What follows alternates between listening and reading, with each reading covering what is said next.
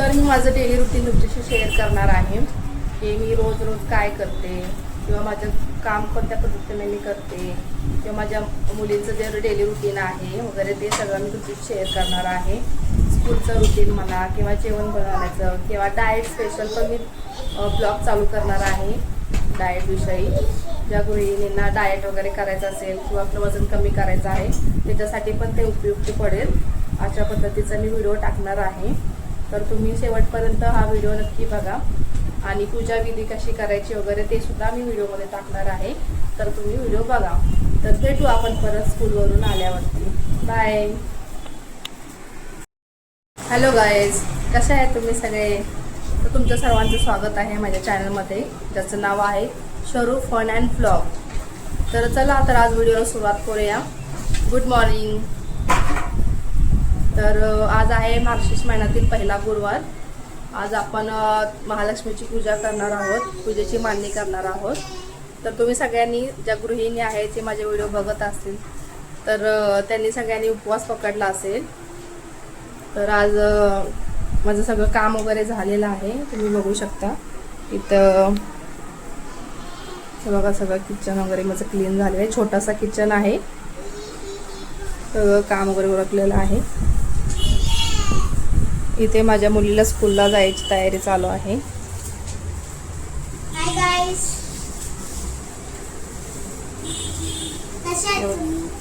इथे माझी छोटी मुलगी आहे चिकू. चिकू इकडे बघ.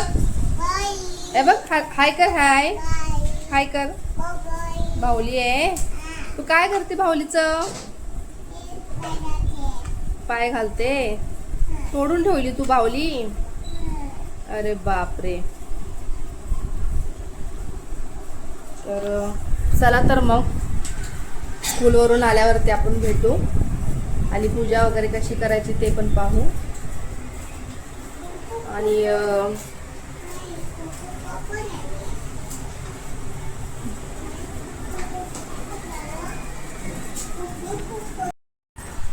हॅलो गाईज, तर मी आलेली आहे स्कूलमधून आणि आता माझी पूजेची तयारी चालू आहे. मी स्कूलमधून आल्यावर खिचडी वगैरे खाऊन घेतली आहे आणि आता पूजेची तयारी चालू आहे. तर चला मग तुम्हाला मी कशी तयारी केली ते दाखवते आणि नंतर पूजा कशी मांडली आहे ते पण दाखवते. एक मिनिट. इथे मी असं स्वस्तिक वगैरे काढून घेतलेलं आहे. देवीचे फोटो मांडलेला आहे. त्याच्यानंतर कलशमध्ये पाणी भरून घेतलेलं आहे. तर देवीसाठी ज्वेलरी घेतलेली आहे. नारळ आहे जो आपण कलशामध्ये लावणार आहे. त्यासाठी पाणी, फुले, हार आणि देवीसाठी वेणी घेतलेली आहे. तिथे देवीचे वस्त्र आणि काही पुस्तकं वगैरे ठेवली आहेत. तर अशा पद्धतीने तयारी करून घेतलेली आहे. आता आपण पूजा मांडून घेऊया आणि नंतर भेटूया. तर इथे बघा अशा पद्धतीने माझी पूजा मांडून झालेली आहे. मस्तपैकी अशी पूजा मांडलेली आहे. कमेंट करून सांगा कशी वाटली तुम्हाला माझी पूजा. एकदम साधी आणि सरळ मांडलेली आहे. इथे पाठी फोटो ठेवले. हे बघा इथे चिकूची मध्ये लुडबुड चालवली आहे. तिला थोडी रांगोळी काढायला दिलेली आहे.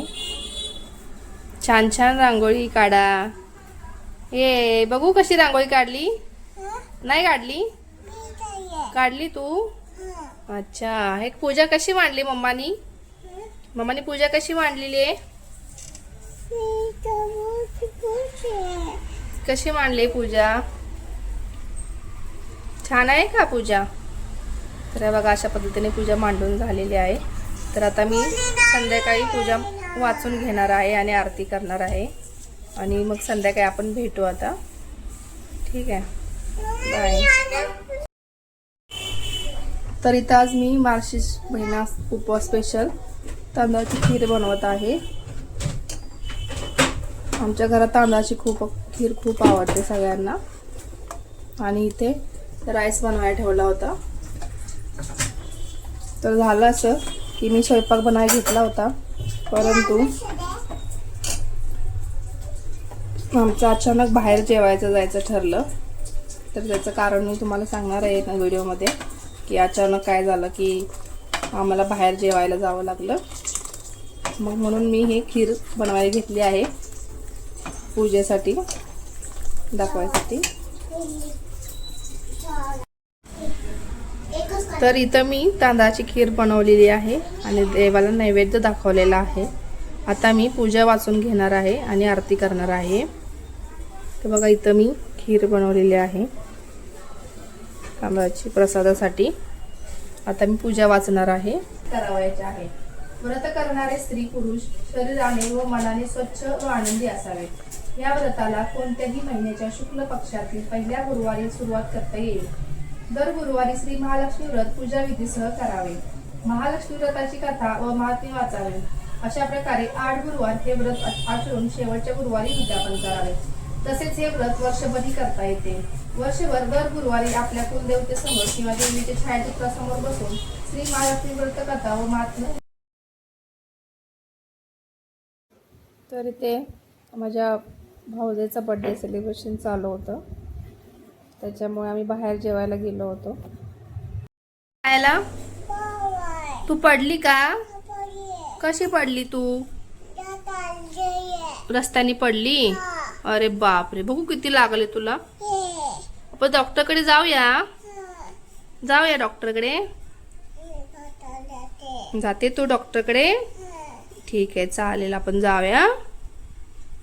तर इथे रस्त्याने चालताना पडली होती चिकू, तर ती दाखवते मला कसं लागले ते.